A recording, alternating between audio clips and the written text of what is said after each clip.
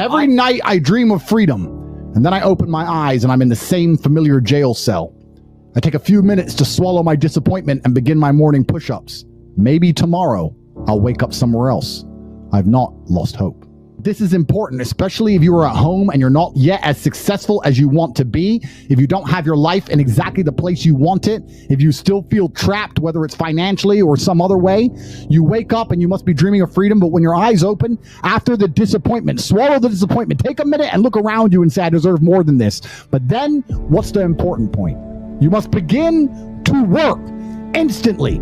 I did not miss a single day of training in that jail cell. I didn't sit and say, I'm too depressed, I'm too sad, it's too cold in this freezing cell, I didn't eat enough because it's Ramadan. No excuses. Every single day we trained, we woke up disappointed, we swallowed the disappointment, and we got to training every single day. If we could train in a freezing cold jail cell in Romania, the cockroaches all around us, with no idea when we're going to be allowed freedom once again, you can train in a nice gym, air-conditioned gym in California. What is your excuse? If you imagine something truly and fully, if you truly, completely imagine it, to a degree, your body will react to it. Let me give you an example.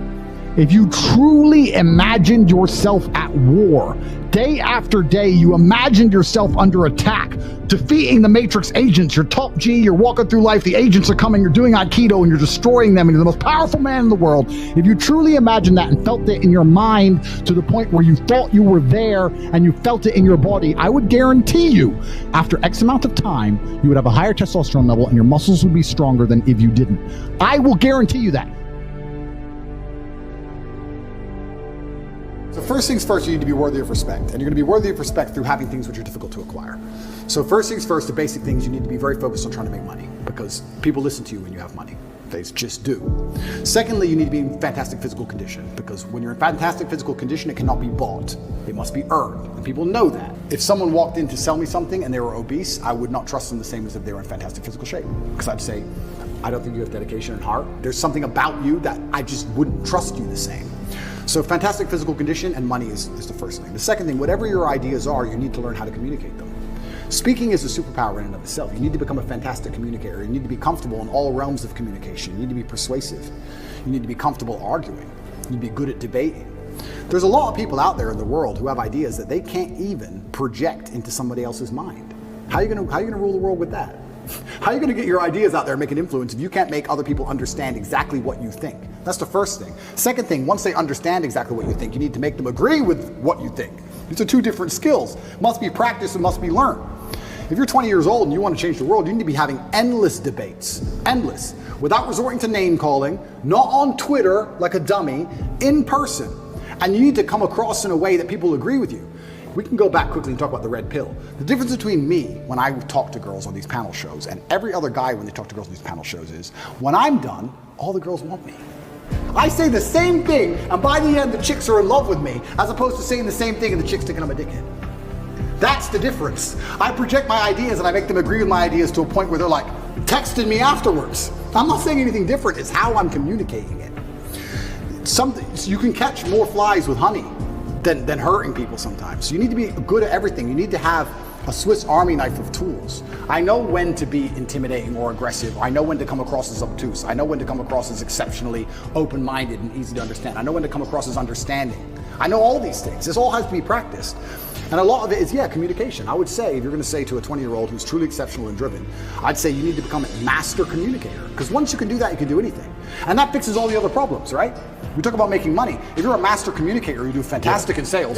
You'll absolutely destroy sales if you're a master communicator. Being a good salesman is not necessarily being a liar. It's not being a trickster. It's just understanding what's going to make the person believe and understand what you say. And that's where all this master communication comes in. And it's so many subtle little things. Not many people know this, but I used to sell windows. Nobody wants glass and plastic. They already have windows.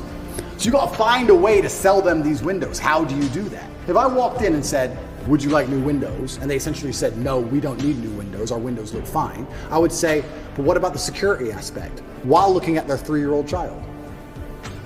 And they'd sit there and go, what do you mean security aspect? And then I talk about how we had the lock 5000 and their locks are easy to break, as if glass isn't glass, it's all the same anyway. and you'd end up selling the windows. You have to find the triggers in people. But also to be a master at communicating, you also need experiences worth talking about. You have to live a life. You need a degree of wisdom, and wisdom doesn't always come with age, it comes with life lived. I had a guy message me, this is a long time ago when I used to reply to my own emails, too big now, but he said, I don't have any stories, my life's boring. I said, bro, where do you live? He said, Madrid. I said, bro, ride the train from Madrid to St. Petersburg.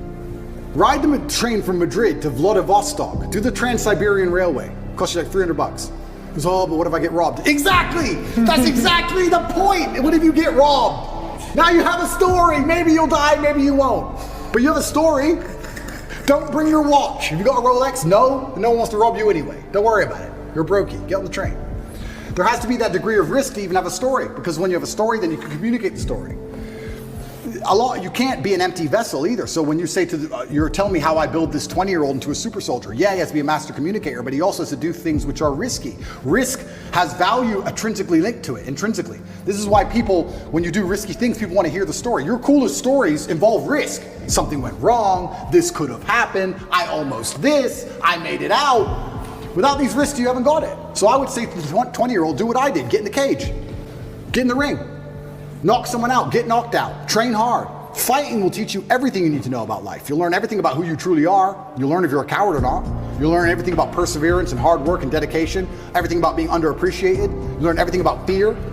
You learn all of it. You learn everything about people.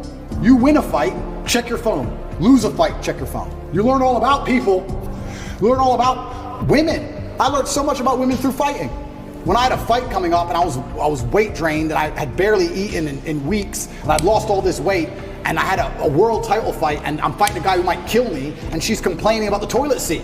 I learned all about women. You learn a lot about life through these difficult processes and paths. And there used to be for men like a rite of passage. In most societies, you had to go through something to become a man, from a boy to a man. But that thing was always difficult. It's always been difficult. Now you have to self-induce it, self-inflict it. But if you're going to be a boy and never bring on that self-inflicted rite of passage, how are you going to ever become a man? There's another thing people don't understand about me and my message. Sometimes I sit here and I say things that piss people off because that's how you trigger people to make action.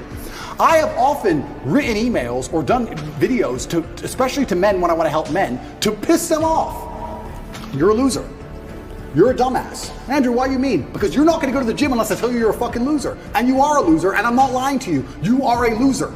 The emotional trigger you need to get up off that chair is the fact that you're not important, nobody cares who you are, any girl you're ever in love with I could take, and you're insignificant, and when you die, nobody's interested. That's your fault. You could have been something else. You did that. You failed. It has to be done.